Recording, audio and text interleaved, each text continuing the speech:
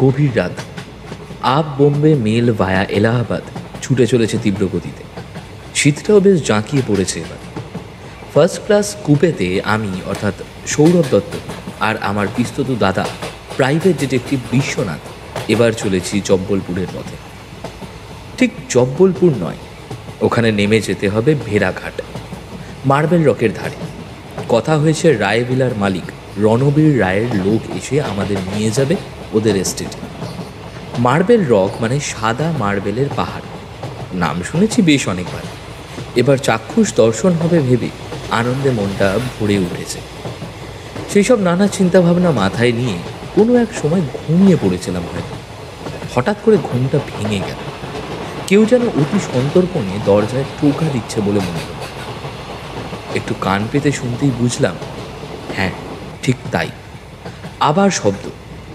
এবার বিশ্বনাথের দিকে তাকালাম। ওপরের বাঙ্কে শুয়ে ঘুমোচ্ছে নিশ্চিন্ত মনে। একবার ভাবলাম, আমার কি দরজাটা খোলা উচিত হবে? যদি ডাকাত হয় তবে, বা যদি পুরনো কোনো শত্রু হাতে পিস্তল নিয়ে দরজার বাইরে দাঁড়িয়ে থাকে তবে। এইসব ভাবতে ভাবতে আস্তে আস্তে দরজার দিকে এগিয়ে গেলাম। আর ঠিক তখনই শুনলাম বিশ্বনাথের গলা। সৌরভ, দাঁড়াও, আমি খুলছি। আরে তুমি কখন উঠলে? আমি অবাক হয়ে জিজ্ঞেস করলাম। তোমার সঙ্গে আমারও ঘুমটা ভেঙে গিয়েছিল। চুপ করে শুয়ে শুয়ে তোমার সাহসটা দেখছিলাম। বলে মুচকি হাসল বিশ্বনাথ। নিচে নেমে এবার দরজাটা আস্তে করে খুলে একপাশে করে দিল বিশ্বনাথ। অমনি লাঠি হাতে এক বুড়ো ভদ্রলোক একরকম আমাদেরকে ঠেলেই ভেতরে ঢুকে পড়ল। ভদ্রলোকের চুলগুলো একদম সাদা, দাড়িটাও সাদা, পরনে সাদা পাঞ্জাবি আর পায়জামা। আমরা একেবারে হতবাক হয়ে গেলাম। ভদ্রলোক ঢুকে নিজেই দরজা টেনে বন্ধ করে দিলেন। তারপর বললেন, এমনভাবে মাঝরাতে আপনাদের বিরক্ত করার জন্য সত্যিই আমি খুব দুঃখিত মিস্টার স্যান্ডাল, কিন্তু এছাড়া আমার কাছে আর কোনো উপায় ছিল না। বলেই তিনি বসে পড়লেন। আমাকে আপনি চেনেন নাকি? প্রশ্ন করল বিশ্বনাথ। হ্যাঁ, অনেকের মতোই আপনাকে আমিও চিনি। আর ইনি নিশ্চয়ই সৌরভ। পাল্টা প্রশ্নের জবাবে বিশ্বনাথ বলল, হ্যাঁ, কিন্তু এত রাতে আমাদের কূপে ঢুকলেন কেন সেটা জানতে পারি কি? একটু থেমে ভদ্রলোক বললেন, আপনারা তো রায়ভিলায় যাচ্ছেন কি, তাই তো? আপনি তো সবই জানেন দেখছি, তা পরিচয় কি আপনার? অবাক হয়ে জিজ্ঞেস করলাম আমি। পরিচয় আমার যথাসময় জানতে পারবেন। শুধু এতটুকু জেনে রাখুন, আমার নাম পরমেশ্বর রায়। রায় এস্টেটের সম্পত্তিতে আমার অধিকার আছে। এই কথা আপনাকে একটু জানিয়ে দেওয়া আমার কর্তব্য বলেই মনে করলাম। আর হ্যাঁ, যেখানে যাচ্ছেন সে জায়গাটাও বিশেষ সুবিধার নয়। যে কোনো সময় কিন্তু প্রাণ বিপন্ন হতে পারে। এতগুলো কথা বলার পর ভদ্রলোক হঠাৎই উঠে পড়ে বললেন, ওকে, তাহলে এখন আমি যাই, পরে আবার আসবো। বলেই ভদ্রলোক হন হন করে আমাদের কূপ থেকে বেরিয়ে গেলেন। বিশ্বনাথ হাই তুলতে তুলতে দরজাটা বন্ধ করে দিয়ে বলল, না সৌরভ, এবার ঘুমিয়ে পড়ো। লোকটা তো সকালেও আসতে পারতো বিশ্বনাথ। বিরক্ত কণ্ঠে আমি বলে উঠলাম। বিশ্বনাথ মৃদু হেসে বলল, নিশাচরেরা রাতেই আসে সৌরভ, ওসব নিয়ে এখন মাথা ঘামিয়ে লাভ নেই। শুয়ে পড়ো, শুয়ে পড়ো। সারা রাত আর ভালো করে আমার ঘুম হলো না।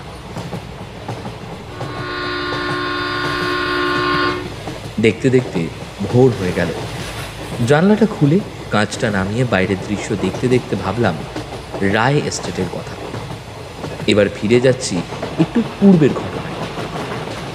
গত রবিবার সকালে বিশ্বনাথ ও আমি বাড়িতে বসে ব্রেকফাস্ট করছিলাম। হঠাৎই বাড়ির কলিং বেলটা বেজে উঠল। উঠে গিয়ে দরজা খুলে একজন পিয়ন ধরনের লোককে দেখতে পেলাম। বিশ্বনাথ আমার পিছনে এসে দাঁড়িয়েছিল।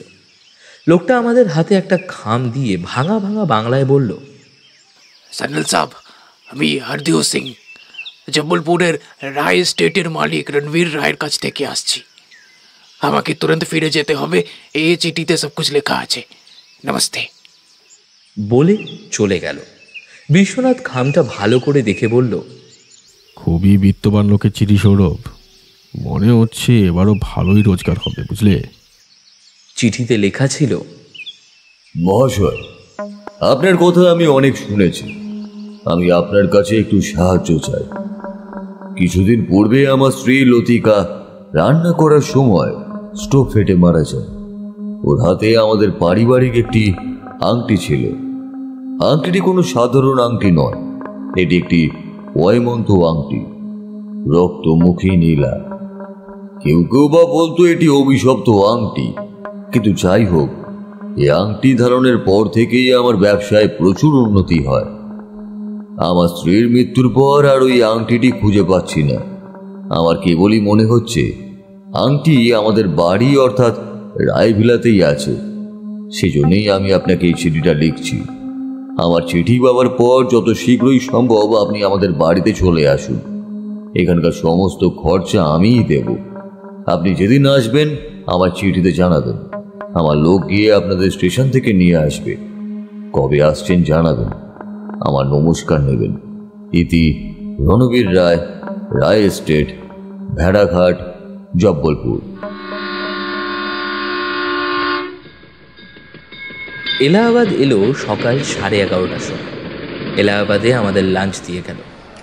ভাত খেয়ে হাত ধুতে যাচ্ছি, দরজা খুলে করিডোরে আবার দেখা হলো সেই বৃদ্ধর সঙ্গে। বললেন, জব্বলপুরে আর গেলাম না, এলাহাবাদে একটা কাজ আছে, তবে যথাসময়ে আপনার সঙ্গে আবার দেখা হবে। তারপর প্ল্যাটফর্মে নেমে ধীরে ধীরে অদৃশ্য হয়ে গেলেন।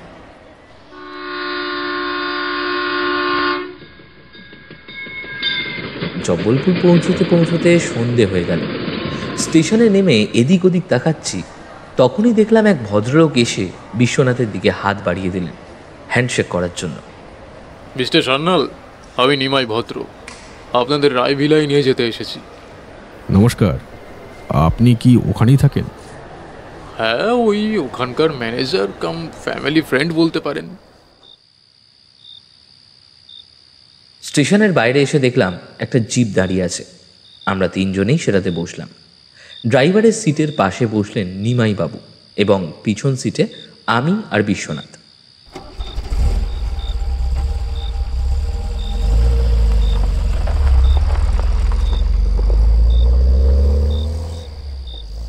উঁচু নিচু পাহাড়ি পথ পেরিয়ে রায়ভিলায় পৌঁছতে প্রায় 1 ঘন্টার বেশি লাগলো।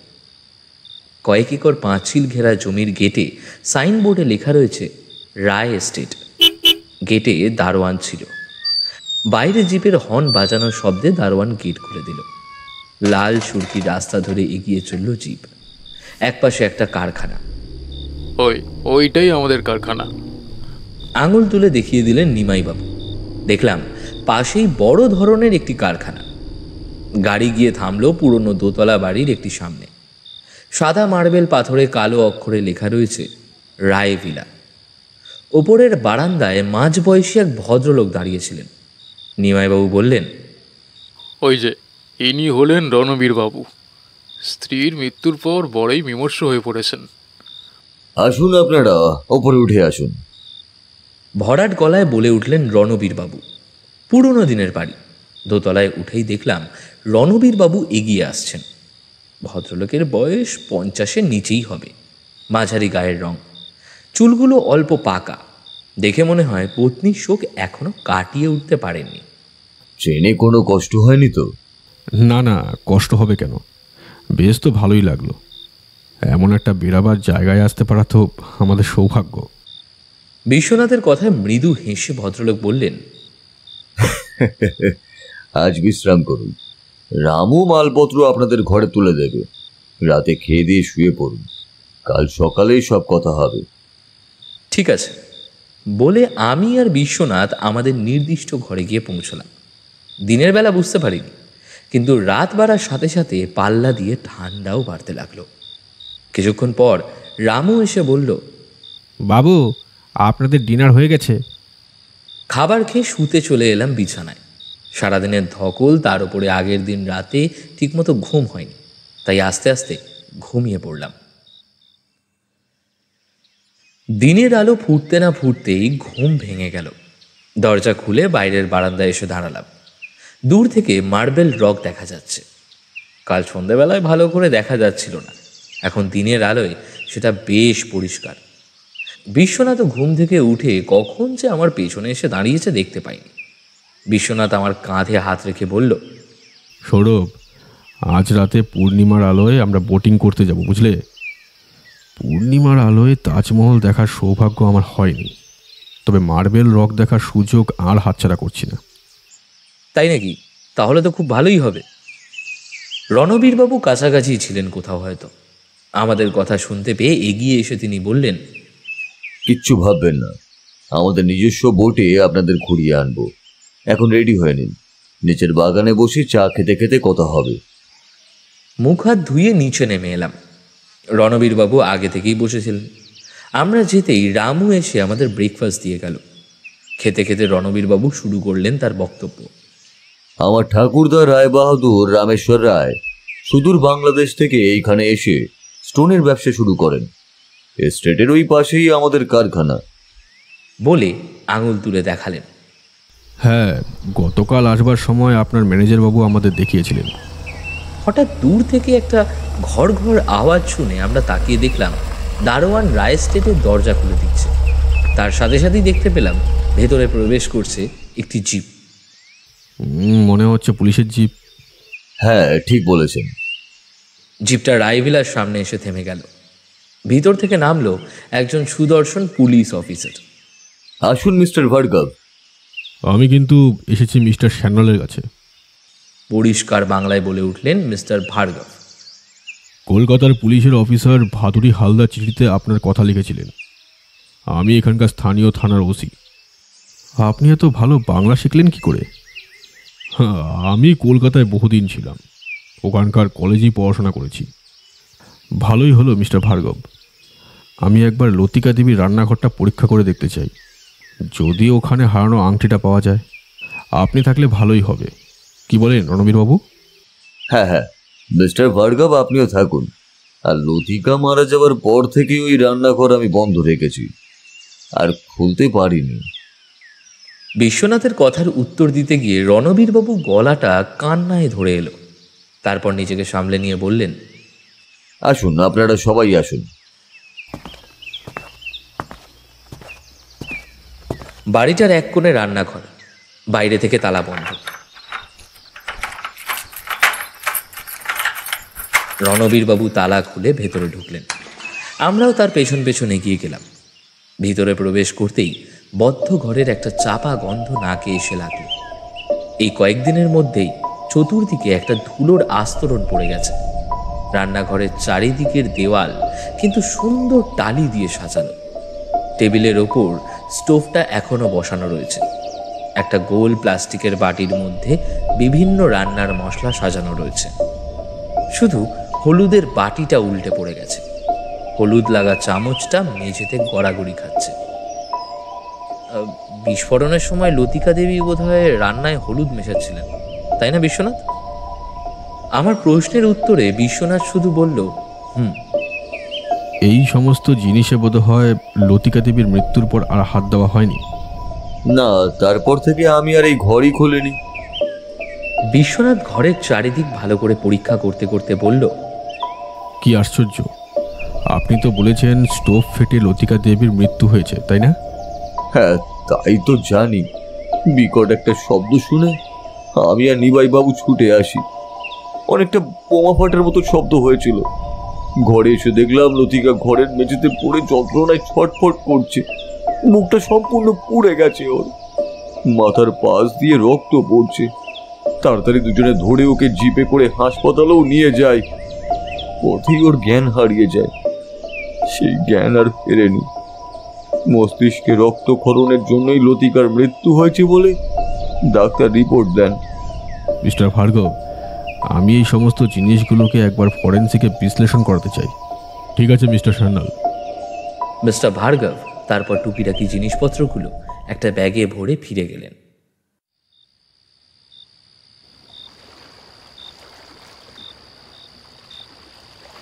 রায়ভিলার নিজস্ব বোট চলন্তিকায় চেপে পূর্ণিমার রাতে আমরা দেখতে বেরিয়েছি মার্বেল রকের সৌন্দর্য। একটু আগেই রাতের খাওয়া দাওয়া শেষ হয়ে গেছে। সকলের গায়ে গরম জামা কাপড় রয়েছে, তাও বেশ শীত করছিল।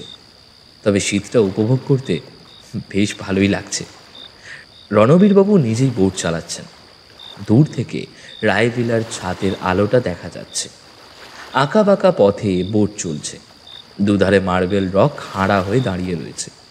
মাঝখান দিয়ে কুলু কুলু ধ্বনিতে বয়ে যাচ্ছে নর্মদা নদী। মার্বেল রক কিন্তু মার্বেল পাথরের মতো সাদা নয়, ঈষৎ হলুদ রঙে। পূর্ণিমার আলোয় এক অপূর্ব রূপ ধারণ করেছে। গতকাল দূর থেকে দেখে মার্বেল রকের এই সৌন্দর্যের কিছুই বুঝতে পারিনি আমি। পাহাড়ের মাথায় প্রকৃতির তৈরি গাড়ি, হাতি ইত্যাদি দেখাতে দেখাতে রণবীরবাবু বললেন, লতিকার বড়ই প্রিয় ছিল এই জায়গা। প্রতি পূর্ণিমার রাতে আমরা এখানে বোটিং করতে আসতাম। আজ নিজেকে বড়ই একা লাগছে। বলতে বলতেই বড়ই বিষণ্ণ হয়ে পড়লেন রণবীরবাবু। প্রসঙ্গ বদলাতে বিশ্বনাথ এবার জিজ্ঞেস করল, আচ্ছা, নিমাইবাবু আপনার কতদিনের বন্ধু? একদম ছোটবেলার বলতে পারেন। আমাদের সমস্ত উত্থান পতন ওরই দেখা। খুবই সৎ লোক। বছরখানেক আগে হঠাৎই আমাদের ম্যানেজার মারা যান। তারপর থেকেই ও দেখাশুনো করে এবং আমাদের এখানেই থাকা খাওয়া করে। ওনাকে কি আপনি মাইনে দেন? হ্যাঁ, তা কিছু দিই বটে, তবে ভদ্রলোকের টাকা পয়সার কোনো লোভ নেই। রক্তমুখী নীলা হারিয়ে যাবার পর কি বলবো, মাঝে মাঝে আমার ব্যবসায় লোকসান হতে শুরু হয়। কয়েক মাস ওকে মাইনেও দিতে পারেনি।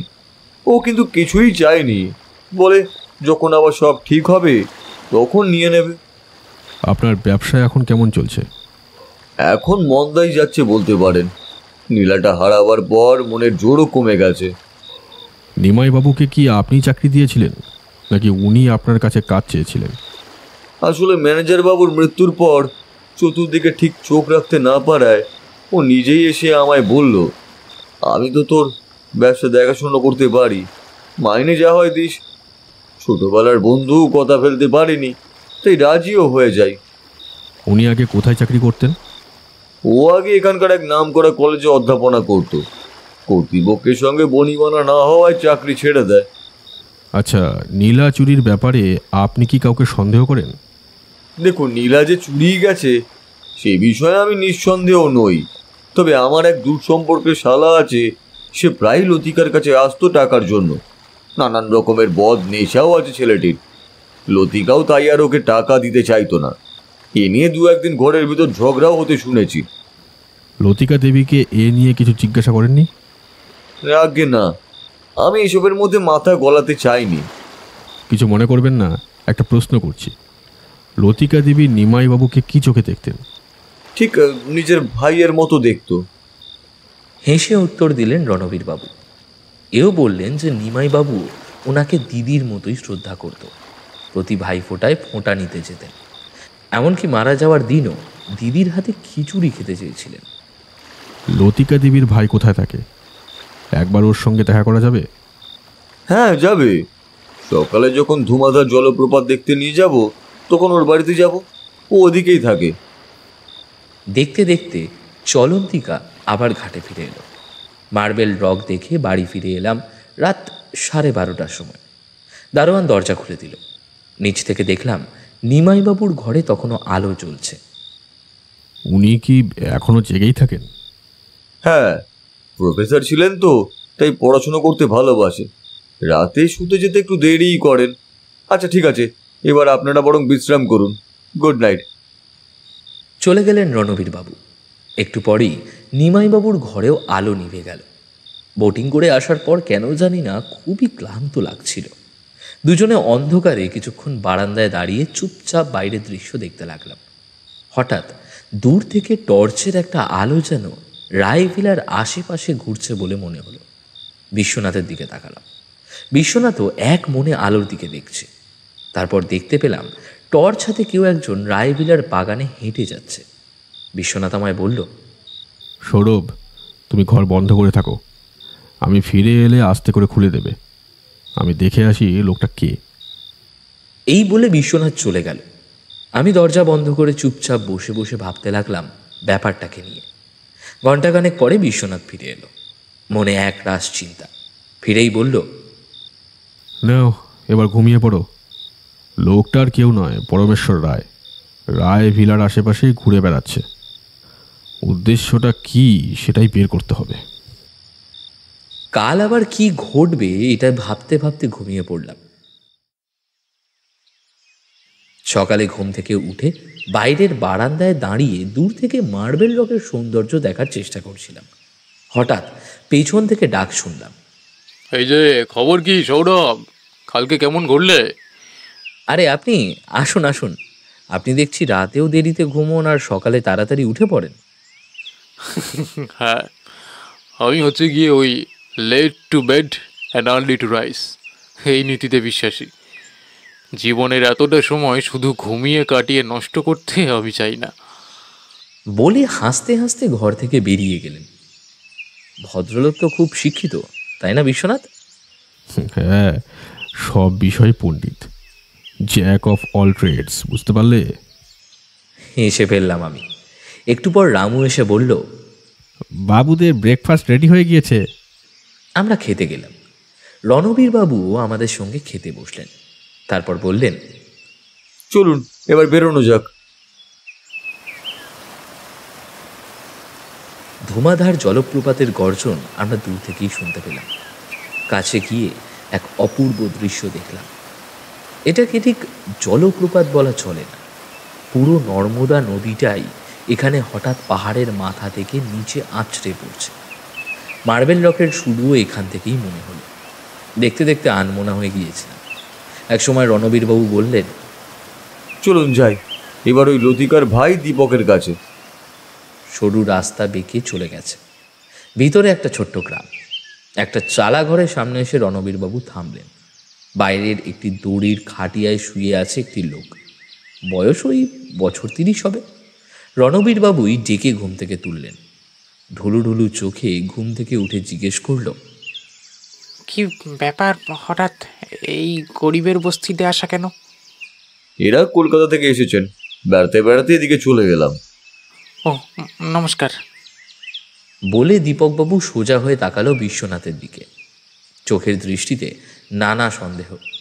চেহারাটা লোফারের মতো। দুটো চোখ ভেতরে ঢুকে গেছে, চোয়ালটাও ঢোকা। আপনি কি লতিকা দেবীর ভাই?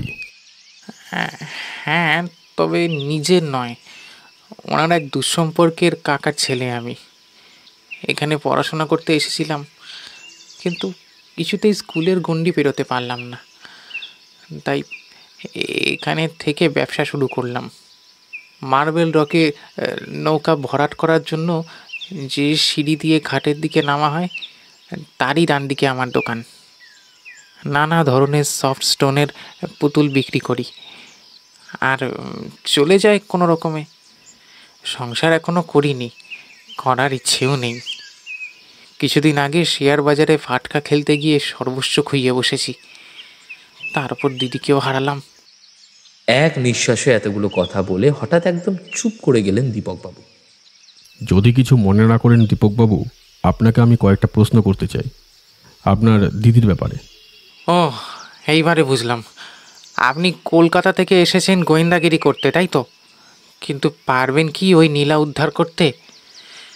ওটা যে অভিশপ্ত, হারিয়ে গেছে, ভালোই হয়েছে। দেখাই যাক না চেষ্টা করে। আপনি আমায় কি এ ব্যাপারে সাহায্য করতে পারবেন? আমি আপনাকে এ বিষয়ে কি সাহায্য করতে পারবো? ভুল চিন্তা করছেন আপনি। এখানে অযথা সময় নষ্ট করছেন।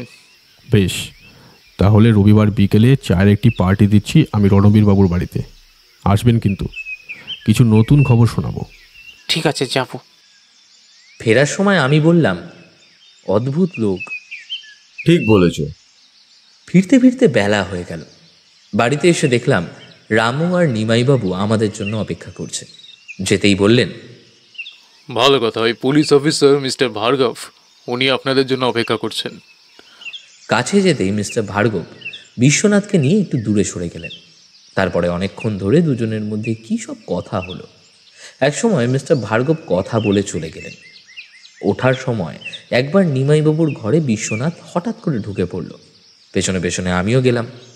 নিমাইবাবু ঘরে ছিলেন না, বাথরুমে গিয়েছিলেন। দেখলাম পাঞ্জাবিটা বিছানায় পড়ে আছে। ঘরদোর একদম অগোছালো, সিগারেটের একটা প্যাকেট বিছানায় পড়ে আছে। কি আশ্চর্য, নিমাইবাবু সিগারেট খান, অথচ জব্বলপুর থেকে ভেড়াঘাট আসার পথে ওনাকে একটাও সিগারেট খেতে দেখিনি। কিন্তু সিগারেটের প্যাকেটটা একবার হাতে তুলে রেখে দিল বিশ্বনাথ, তারপর বলল, যথেষ্ট দামি সিগারেট, বুঝলে সৌরভ? দামি সিগারেট বলে সকলকে এড়িয়ে একা একা খান ভদ্রলোক। একটু পরে নিমাইবাবু ফিরলেন, আমাদের দেখে লজ্জা পেয়ে বললেন, আরে আপনারা কখন এসেছেন ঘরে? আমি তো দেখতেই পাইনি। এই তো এইমাত্র এলাম, আপনাকে একটু বিরক্ত করবো ভাবছি, কিছু মনে করবেন না তো? সিগারেটের প্যাকেটটা পকেটে ভরতে ভরতে নিমাইবাবু বললেন, হ্যাঁ বলুন না, কি বলবেন? আপনার ঘরে তো নানা ধরনের বই দেখছি, মেডিকেল সায়েন্স, কেমিস্ট্রি ছাড়াও দর্শন শাস্ত্রেও আপনার পড়াশোনা রয়েছে দেখছি। হ্যাঁ, আমি বিভিন্ন বিষয় নিয়ে পড়তেই ভালোবাসি। আপনি কোন কলেজে অধ্যাপনা করতেন? আগে এখানকার রয়্যাল কলেজের অধ্যাপক ছিলাম আমি। আচ্ছা আচ্ছা, একটা কথা বলুন তো, রণবীর বাবুর সঙ্গে তার স্ত্রীর সম্পর্ক কেমন ছিল? একটু এদিক ওদিক তাকিয়ে চাপা স্বরে উত্তর দিলেন নিমাইবাবু, ভালো নয়। কেন ভালো নয়? কেন? ইদানিং রণবীর বাবুর ব্যবসা ভালো না চলায় উনি প্রায় লতিকা দেবীর গয়না বন্ধক রেখে টাকা জোগাড় করতেন। তা এই নিয়ে ওদের মধ্যে প্রায় ঝগড়া হতো, এমনকি মৃত্যুর আগের দিন রাতেও ওদের মধ্যে তুমুল ঝগড়া হয়। আমার তো মাঝে মাঝে মনে হয় যে লতিকা দেবী আবার আত্মহত্যা করেননি তো। আর লতিকা দেবীর ভাই সম্পর্কে কিছু বলতে পারবেন? হ্যাঁ, ওনার একটা ভাই আছেন বটে, যে দিদির কাছে প্রায় আসতো টাকার জন্য। দুদিক থেকে টাকার যাবে লতিকা দেবী খুব কাহিল হয়ে পড়েছিলেন। আচ্ছা, আপনার কি মনে হয় যে ওই আংটি লতিকা দেবী ভাইকে দিয়েছিলেন? বিশ্বনাথের প্রশ্নের উত্তরে নিমাইবাবু কি যেন একটু ভাবলেন, তারপর বললেন, হতেও পারে, তবে ওই আংটিটি লতিকা দেবী কখনো কাছছাড়া করতেন না। দুর্ঘটনার পরে হাসপাতালে যাওয়ার পথে হাত থেকে আংটিটা খুলে গিয়েও থাকতে পারে, কারণ তখন আমাদের কারোরই আংটির দিকে নজর ছিল না। হ্যাঁ, পরে জানতে পারলাম যে রক্তনীলা সেই আংটিটা নাকি হারিয়ে গেছে। ঠিক আছে, আর আপনাকে বিরক্ত করব না, তবে রবিবার বিকেলে কিন্তু থাকবেন, কিছু নতুন তথ্য দিতে পারবো আশা করি। বলে বিশ্বনাথ উঠে পড়ল। বাইরে এসে বিশ্বনাথ বলল, আজ রাতে আমি বাইরে খাবো, বুঝলে সৌরভ? মিস্টার ভার্গবের বাড়িতে নিমন্ত্রণ আছে, তুমি খেয়ে নিয়ে শুয়ে পড়ো, কিন্তু ঘুমিও না। রাতে ফিরলে আমায় দরজা খুলে দিও। ভাবছি আজ একবার রয়্যাল কলেজ থেকে ঘুরে আসি, আর যেখান থেকে রণবীর বাবু শুনলাম টাকা ধার করতেন সেখানেও যাবো ভাবছি। পরদিন বিকেলবেলা রণবীর বাবুর ড্রয়িং রুমে আমরা সবাই জড়ো হয়েছি। আমরা মানে আমি, বিশ্বনাথ, রণবীর, নিমাইবাবু, দীপকবাবু আর বাড়ির চাকর রামু। বিশ্বনাথের মুখে শুনেছি মিস্টার ভার্গবও আসবেন। ভাবতে ভাবতেই মিস্টার ভার্গবের জিপ এসে হাজির হলো বাইরে। একটু পর বিশ্বনাথ বলে উঠল, আসুন মিস্টার ভার্গব, আপনার জন্যই সকলে অপেক্ষা করছি। মিস্টার ভার্গব একটি চেয়ারে বসতেই শুরু করলো বিশ্বনাথ, শুনুন সবাই, আজ আমি এমন একটা খবর শোনাবো যেটা শুনে আপনারা সকলেই অবাক হয়ে যাবেন। কি খবর বিশ্বনাথ বাবু? বিশ্বনাথের ঘোষণায় সবাই একটু নড়ে চড়ে বসল। একজনের কিন্তু একটু পরিবর্তনও দেখলাম না, শুধু পকেটের ওপর হাতটা বুলিয়ে নিল। লোকটি আর কেউ নয়, মরিয়া প্রকৃতির দীপকবাবু। এবার বিশ্বনাথ বলতে শুরু করল, আমরা শুনেছি লতিকা দেবী খিচুড়ি বানাতে রান্নাঘরে ঢুকেছিলেন মৃত্যুর কিছুক্ষণ আগে। তারপরেই বিস্ফোরণের শব্দ শোনা যায়। সবাই ছুটে এসে দেখেন লতিকা দেবী রান্নাঘরে শুয়ে পড়ে ছটপট করছেন। এরপর হাসপাতালে তার মৃত্যু হয়। পথেই তিনি জ্ঞান হারিয়েছিলেন, সে জ্ঞান আর ফেরেনি। সবাই জানতেন যে স্টোভ ফেটে তার মৃত্যু হয়েছে, কিন্তু কেউ খেয়াল করলেন না যে স্টোভ যেমন ছিল তেমনই আছে, পুরো অক্ষত অবস্থায়। তাহলে লতিকার কিসে মৃত্যু হয়েছে? উদ্বিগ্ন হয়ে জিজ্ঞেস করল রণবীর বাবু। লতিকা দেবীকে খুন করা হয়েছে একটি বিস্ফোরকের সাহায্যে, যার নাম পিক্রিক অ্যাসিড। এটি দেখতে হলুদের গুঁড়োর মতো। কেউ ঠান্ডা মাথায় এটিকে হলুদের সঙ্গে মিশিয়ে দিয়েছিল। ফরেন্সিক রিপোর্টে তাই পাওয়া গেছে। আগুনের কাছে আনলে এটিতে বিস্ফোরণ ঘটতে পারে, খুনি এটা ভালো করেই জানত। লতিকা দেবী কিছুই বুঝতে পারেননি। রান্নায় হলুদ মেশাতে গেছিলেন অন্য দিনের মতোই। আগুনের কাছে যেতেই ঘটে যায় বিস্ফোরণ। লতিকা দেবীর মৃত্যুর জন্য দায়ী কিন্তু একটি মানুষের লোভ। সামান্য লোভের জন্য মানুষ যে কত নিচে নামতে পারে, লতিকা দেবীর মৃত্যু তারই প্রমাণ। রায় ভিলার এই ঐশ্বর্যের মূলে আছে একটি আংটি, সেটা হলো রক্তমুখী নীলা, যা লতিকা দেবীর হাতে সর্বক্ষণ থাকত। ওই আংটি পরলেই বড়লোক হতে পারবো, এই আশায় অনেকেই ওই আংটি লতিকা দেবীর কাছ থেকে নিতে চাইত। দীপকবাবু, আপনিও তো কয়েকবার চেয়েছিলেন, তাই না? হ্যাঁ, তবে দিদিটা দেয়নি। কিন্তু কিন্তু আপনি বিশ্বাস করুন, এখন এখন আমি করিনি এখন। নেহাত বড়লোক হওয়ার বাসনায় কিছুদিনের জন্য আংটিটা ওনার কাছে ধার চেয়েছিলাম মাত্র। আবার কথা শুরু করলো বিশ্বনাথ। আংটিটা হাতাবার জন্য খুনি প্রথমে লতিকা দেবীকে মোটা টাকার অফার দেয়, তাতেও উনি রাজি হননি। ওদিকে এর সমস্ত কথা রণবীর বাবুকে জানানো হলে তাকেও খুন করা হবে বলে শাসানো হয়। ভয়ে লতিকা দেবী কাউকে কিছুই বলতে পারেননি। এদিকে আংটির লোভ প্রবল হয়ে ওঠায় খুনি এবার অন্য পথ ধরে। রসায়ন শাস্ত্রে তার যথেষ্ট জ্ঞান ছিল, বাড়ির যে কোনো জায়গায় যাবার অবাধ অধিকার ছিল তার। তাই রান্নাঘরে ঢুকে পিক্রিক অ্যাসিড হলুদের মধ্যে মিশিয়ে আসতে খুনির কোনো অসুবিধে হয়নি। আর জ্ঞানহীন লতিকা দেবীর হাত থেকে আংটিটাও খুলে ফেলেছিল খুব সহজেই। এইবার আরেকটা কথা, আচ্ছা রণবীর বাবু, আপনার তো একজন কাকা আছেন, তাই না? যার কথা আপনি আমাদের থেকে সম্পূর্ণভাবে চেপে গিয়েছিলেন, যে কিন্তু সব সময় আপনাদের রায় ভিলার আশেপাশেই নজর রাখে। লতিকা দেবীর এই আংটির আসল মালিক কিন্তু তিনি, তাই না? হ্যাঁ, এই আংটিটা আসলে আমার কাকা পরমেশ্বর রায়ের। উনি ছিলেন অবিবাহিত, ঘর ছেড়ে প্রায়ই চলে যেতেন কোথাও, কেউ জানতোই না। কয়েক বছর পর পর হঠাৎ এসে আবির্ভাব হতেন। আমার বাবা রামকিঙ্কর রায় একদিন ওনার ওই আংটিটা চায়, তাতে উনি আংটিটা দিয়ে বলেছিলেন দিতে পারি, কিন্তু একটা শর্তে, যখন চাইবো ফেরত দিতে হবে আবার আমাকে। বাবা তাতে রাজি হয়ে যান।